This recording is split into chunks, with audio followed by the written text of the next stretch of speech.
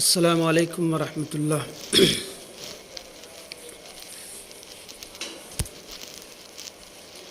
حاضرین جمعہ، پچھلے کئی خطبات سے آپ کے سامنے گناہ کبیرہ کے اہم موضوعات پر آپ سے مخاطب ہوں، جس میں کم و بیش تمام کبیرہ گناہوں پہ گفتگو ہو چکی ہے، جس میں شرک سے لے کر کے جھوٹ تک، حسد، چغلی، شراب، زنا، عقوق الوالدین اور اس طرح کے اور بھی بہت سارے موضوعات ہیں جس پہ آپ کے سامنے مخاطب ہو چکا ہوں۔ آج جو میرا موضوع ہے وہ ہے گالی دینا، سب و ستم کرنا۔ بدگوئی تو ایک غیبت کے معنی میں آتا ہے، لیکن زبان کو گندی کر کے کسی کو گالی دینا، کسی کے ماں باپ کو یا کسی کی شخصیت پہ یا کسی کے برے صفات سے اس کو سامنے میں سب و ستم کرنا، گالی دینا۔ حاضرین، نبی اکرم صلی اللہ علیہ وسلم نے اپنے فرمودات میں تمام طرح کے قول، فعل اور عملی حدیث میں اس چیز کو بہت بری شے اور معیوب چیز بتلائی ہے، اور یہ بتایا ہے کہ یہ جو گالی گلوچ ہے یہ لڑائی جھگڑے کی جڑ ہے، یہیں سے جھگڑے اور فساد جنم لیتے ہیں۔ چھوٹی سی تو میں سے لے کر کے گالی گلوچ، اور وہاں سے بس لڑائی جھگڑا اور فساد تک کے پہنچ جاتا ہے۔ لہذا نبی اکرم صلی اللہ علیہ وسلم نے اس طرف بھی وہ کی ہے کہ کسی کو سامنے بھی گالی نہ دینا، بدگوئی نہ کرنا، بدخواہی نہ کرنا۔ اور اس پہ احادیث اتنی کثرت سے ہے، اور سب کی سب احادیث صحیح روایت سے اور مستند صحیح ستہ کی مستند کتابوں سے، جس میں بخاری اور مسلم کی حدیث اتنی کثرت سے ہے کہ ایک خطبہ میں سب کو اکٹھا نہیں کیا جا سکتا، اتنی احادیث ہے۔ نبی اکرم صلی اللہ علیہ وسلم نے فرمایا، خاص طور پہ وہ حدیث حجۃ الوداع کے موضوع پر نبی اکرم صلی اللہ علیہ وسلم نے فرمایا، اور یہ فرما کر کے یہ فرمایا کہ جو حاضر ہیں وہ غائب تک ان چیزوں کو پہنچا دیں جو یہاں پہ نہیں ہیں۔ کم و بیش 1 لاکھ کا مجمع تھا، لیکن 1 لاکھ ہی اس وقت نہیں تھے، بلکہ بہت سارے ایمان والے پھیل چکے تھے۔ کہا کہ جو غائب ہیں، حاضر والے، ان تک اس بات کو پہنچا دے، اور فرمایا فَإِنَّ دِمَاءَكُمْ وَأَمْوَالَكُمْ وَأَعْرَاضَكُمْ بَيْنَكُمْ حَرَامٌ بَيْنَكُمْ۔ یہ عبداللہ ابن وہاب سے، ابو بکرہ رضی اللہ عنہ سے روایت ہے کہ وہ جب نبی اکرم صلی اللہ علیہ وسلم کے اس ٹاپک کو بیان کرتے تو یہ حدیث ضرور بیان کرتے کہ فَإِنَّ دِمَاءَكُمْ وَأَمْوَالَكُمْ وَأَعْرَاضَكُمْ بَيْنَكُمْ حَرَامٌ بَيْنَكُمْ۔ یہ بخاری کی روایت ہے۔ تمہارا خون، تمہارا مال، تمہاری عزت آپس میں ایک دوسرے پر حرام ہے۔ تمہارا خون، تمہاری عزت آپس میں ایک دوسرے پر حرام ہے، یعنی مسلمان کا خون بہانا حرام ہے، کسی کو بلا وجہ نہ مارے، کسی کو کا مال نہ چرائے، نہ کسی کی بے عزتی کرے۔ اور دوسری جگہ نبی اکرم صلی اللہ علیہ وسلم نے فرمایا سباب المسلم فسوق وقتالہ کفر۔ یہ بخاری اور مسلم دونوں کی روایت ہے۔ اور عبداللہ ابن مسعود جو عبقری صحابہ میں سے ہیں، بہت ساری احادیث ان سے ہے، جو انہوں نے فرمایا کہ سباب المسلم فسوق وقتالہ کفر، کہ مسلمان کو فسق و فجور کی تہمت لگانا، کہ مسلمان کو گالی دینا فسق ہے، فجور ہے، اور اس کو قتل کرنا کفر ہے۔ مسلمان کو گالی دینا فسق ہے، فجور ہے، بڑا گناہ ہے، اور اس کو قتل کر دینا کفر ہے، اور کفر کے آگے کوئی گناہ نہیں ہوتا۔ کفر، شرک دونوں ایک ہی زمرے میں آتا ہے کہ وہ اللہ تبارک و تعالیٰ کا انکار کرتا ہے۔ یہ اتنی معیوب شے، اور ہمارا سماج ذرا ذہن دورائیں کہ معمولی بات پہ گالی تو عام سی بات ہے، اور بلکہ خوش کلامی میں بھی گالی۔ پرانی دلی کی گلیوں میں چلے جائیں، اگر دو دوست ہیں جب تک کہ گالی نہ دیں گے ان کا تکلم مکمل نہیں ہوگا۔ چھوٹے بچے بھی ہیں، جب میں وہاں رہا کرتا تھا، چھوٹا بچہ، اتنا چھوٹا سا بچہ، میں صبح کا وقت تھا، جب میں ناشتے کے لیے نکلا تو ایک بچہ چھوٹا سا بیگ لیے ہوئے اسکول جا رہا تھا، اور اس کو ٹھوکر لگا، گر گئے۔ میں نے اس کو اٹھایا، وہ ایسی گالیاں کہ اللہ کی پناہ، صرف اٹھا دیا۔ ارے یہ اس کو میں نے کہا کہ یہ دیکھیے، یہ تربیت کا نتیجہ۔ نبی اکرم صلی اللہ علیہ وسلم نے فرمایا مسلمان کو گالی دینا فسق اور اس کو قتل کرنا کفر ہے۔ نبی رحمت صلی اللہ علیہ وسلم نے دوسری جگہ فرمایا لا یرمی رجل رجلا بالفسوق ولا یرمیہ بالکفر الا ردت علیہ ان لم یکن صاحبہ کذلک۔ یہ بھی بخاری کی روایت ہے کہ کوئی شخص کسی دوسرے شخص پر فسق کی تہمت نہ لگائے اور نہ کفر کی، اگر وہ اس کا مستحق نہیں ہے تو اس کا گناہ گار اسی کی طرف لوٹ جاتا ہے، یعنی اگر وہ کافر ہے نہیں ہے تو خود کافر ہو جائے گا، اور اگر وہ فاسق نہیں ہے تو خود فاسق ہو جائے گا۔ یعنی کہا کہ کافر کو بھی کافر کہنے کی اجازت نہیں ہے، اور نہ کسی پہ فسق و فجور کی تہمت لگائے۔ اگر وہ نہیں ہے، اس کو گالی دے رہے ہیں تو سارا گالی لوٹ کے آپ پر، ہم پر، یعنی جو ابتدا کرے۔ اور اگر کفر کی اگر کسی پہ وہ کر دی، تہمت لگا دی، تو خود کافر ہو گئے۔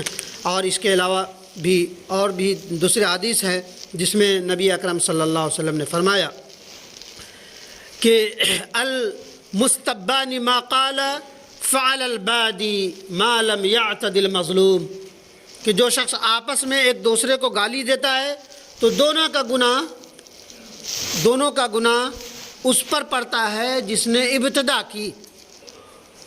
اگر گالی گلوج ہوتا ہے تو دونوں کا گناہ اس پر ہے جس نے پہل کی، پیش قدمی کی گالی پر، یہاں تک کہ وہ حد سے مظلوم حد سے تجاوز نہ کر جائے۔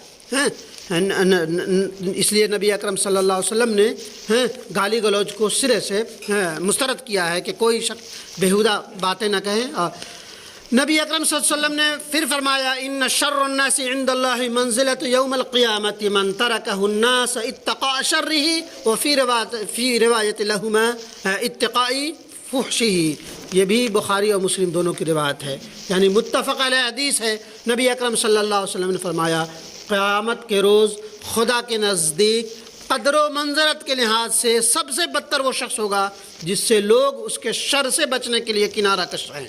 اور صحیحین کی روایت ہے، اسی میں بتا دیا آگے کہ جس شخص سے لوگ اس کی بد زبانی کی وجہ سے محفوظ رہنے کے لیے کنارہ کش رہیں، وہ قدر و منزلت کے لحاظ سے سب سے بدتر انسان ہے، جس سے لوگ ملنا جلنا یا اس سے شر سے محفوظ رہنے کے لیے ادھر سے آ رہا ہے تو ادھر سے بھگ جائے، یا اس سے سامنا کرنے کے لیے وہ نبی اکرم صلی اللہ علیہ وسلم نے فرمایا کہ وہ سب سے بدتر شخص ہے۔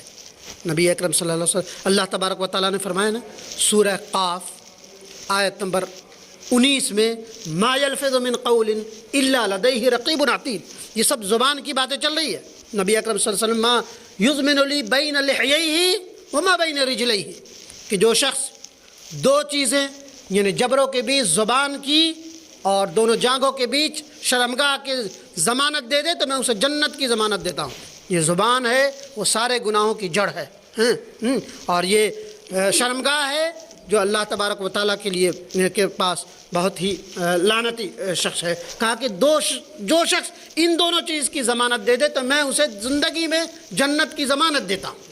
وہی سچ چیزیں آ رہی ہے، زبان ہی کی ہے، پچھلی بار جھوٹ تھا، بدگوئی تھی، غیبت تھا، چغلی تھی، یہ ساری چیزیں کم و بیش عام طور پہ زبان سے کی جاتی ہے۔ اللہ کے ما یلفظ من قول الا لدیہ رقیب عتید کہ سورہ قاف کی آیت ہے کہ انسان جو کچھ بھی بولتا ہے خواہ وہ اچھی بات بولتا ہے بری بات بولتا ہے تو 2 فرشتے اچک لیتے ہیں اس کی بات کو، یعنی لکھ لیتے ہیں۔ جب ڈائری کھلے گی تو سارا سامنے۔ اب آج کے سائنس اور ٹیکنالوجی کے زمانے میں آپ اس بات کو بہت، آپ فرشتے پر یقین نہیں تو آپ سمجھ سکتے ہیں کہ وائس جو انسان بولتا ہے وہ گردش کرتی رہتی ہے۔ اب ان قریب ایسا ہوگا کہ بس کہیں پر ڈیوائس لگا دیا، کب بولا اس کی آپ وہ کر سکتے ہیں۔ تو فرشتے جو کر رہے ہیں، اللہ تبارک و تعالیٰ کن کے ذریعہ کچھ بھی کر سکتا ہے، لہذا انسان کو چوکن نہ رہنا چاہیے۔ جو کچھ وہ بولتا ہے، جو کچھ وہ کہتا ہے، جو کچھ وہ کرتا ہے، وہ سب اللہ تبارک و تعالیٰ دیکھ رہا ہے۔ اور اس کی بھی مثال ہے کہ آپ یہاں بیٹھے ہوئے ہیں، آپ بہت دور لگزمبرگ میں آپ اپنے آفس کے کرتب کو، ہر امپلائی کو دیکھ سکتے ہیں۔ انسان کی یہ حالت ہے، 10% دماغ ملا، 2% کام کرتا ہے، اس میں یہاں تک پہنچ گیا کہ بہت دور بیٹھا ہوا اپنے آفس کے، اپنے گھر کے حرکات و سکنات کو دیکھ سکتا ہے۔ وہ اللہ جس نے 100% دماغ کو پیدا کیا، تو وہ کہاں تک پہنچ سکتا ہے؟ لہذا اللہ تبارک و تعالیٰ ہمیں اور آپ سب کو کما حق سے ڈرنے والا بنائے۔ حاضرین، اس کے علاوہ بھی اور بہت سی احادیث ہے جس میں فرمایا کہ وعباد الرحمن یمشون علی الارض ہونا واذا خاطبهم الجاہلون قالوا سلاما۔ وہ بتایا گیا کہ سب سے بدتر شخص قدر و منزل کے لحاظ سے وہ شخص ہے جس سے لوگ اس کی شرارت کی وجہ سے ملنا جلنا چھوڑتے۔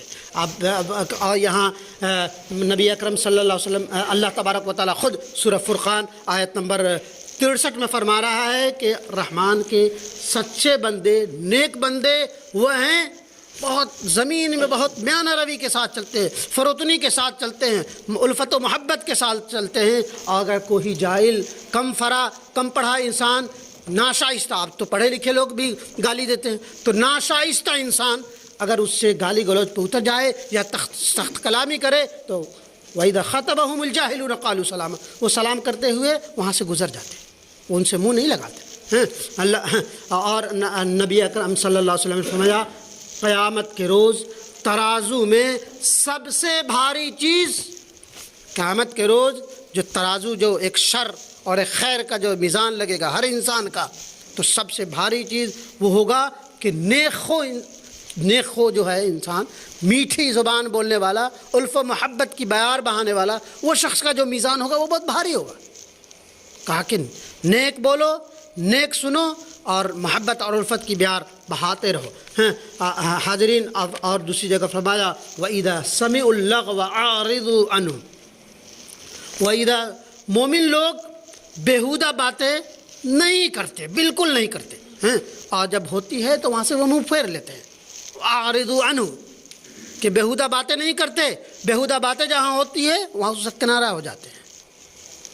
اگر کوشش ہے تو اپنی زبان سے حکمت کی، بھائی اچھی باتیں کرو، کیا گالی گلوچ، کیا بیہودہ باتیں، کیا چغلی، کیا حسد، کیا غیبت، کیا فحش باتیں، اس سے تھوڑا رک جائے یار، نہیں تو وہاں سے اٹھ کے چوپ چاپ چلے جاتے ہیں۔ پھر فرمایا لا تسبوا الدہر، یہ بھی روایت صحیح ہے، ان کی روایت ہے کہ زمانے کو گالی مت دو، اللہ تبارک و تعالیٰ زمانے کو بدلتا رہتا ہے۔ یہ کہتے ہیں نا کہ زمانہ کیسا آ گیا، یہ کیا زمانہ کے لوگ کیسے ہو گئے، اسے کہہ سکتے ہیں آپ، زمانہ کو گالی نہ دو۔ کہا کہ ایک حدیث ہے کہ جب سے نبی اکرم صلی اللہ علیہ وسلم نے یہ بات فرمائی تو میں نہ کسی آزاد کو گالی دیتا ہوں، یہ عبداللہ ابن مسعود کی روایت ہے اور صحیحین کی، بخاری اور مسلم دونوں کی روایت ہے۔ کہا کہ جب سے نبی اکرم صلی اللہ علیہ وسلم نے یہ حدیث وارد فرمائی تب سے نہ میں کسی مومن کو گالی دیتا ہوں، نہ کافر کو گالی دیتا ہوں، نہ آزاد کو گالی دیتا ہوں، نہ غلام کو گالی دیتا ہوں، حتیٰ کہ نہ اونٹ کو گالی دیتا ہوں، نہ گھوڑے کو گالی دیتا ہوں، کسی کو گالی نہیں دیتا، میں ڈرتا رہتا ہوں۔ نبی اکرم صلی اللہ علیہ وسلم، صحابہ کے کرام کے لیے ایک چیز، نبی اکرم صلی اللہ علیہ وسلم کا ایک فرمودات، ایک قول، اس کے لیے بڑی عظیم شے ہوا کرتی تھی۔ اور یہی وجہ تھا کہ وہ آج سے 1400 سال پہلے ایک بدو قوم، نالج کے اعتبار سے اس وقت بھی یہودی بہت آگے تھے، تجارت کے اعتبار سے بھی بہت آگے تھے، لیکن ان کی لیاقت کا لوہا مانتے تھے۔ عرب کے بدو اس خطے سے نکل کے دور، بہت دور روم و فارس میں پھیل گئے۔ کیوں؟ انہوں نے نبی اکرم صلی اللہ علیہ وسلم کے بتائے ہوئے فرمودات کو سیریس لیا۔